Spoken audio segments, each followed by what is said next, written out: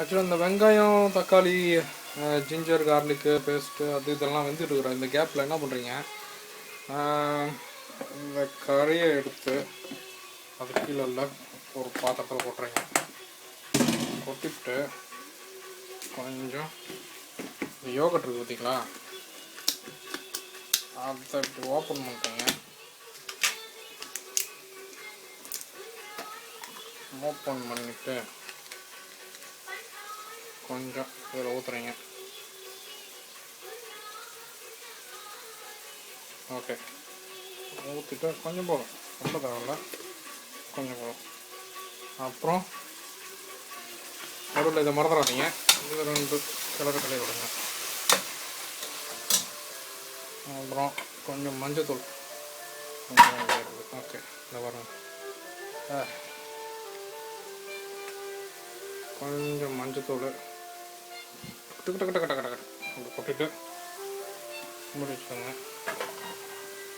மூடி வச்சுட்டு வேறு எதுவும் தேவையில்ல, ஒரு ஸ்பூன் எடுத்து கொஞ்சம் கலர்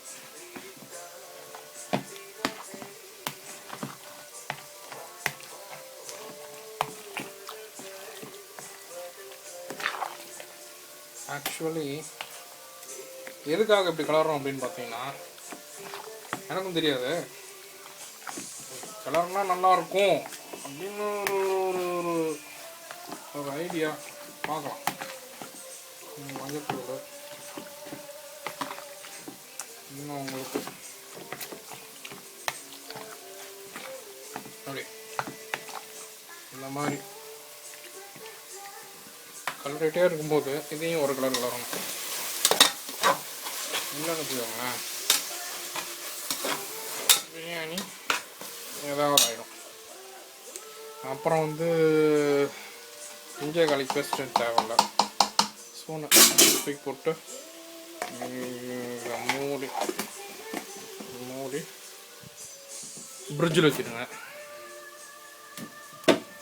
ஸோ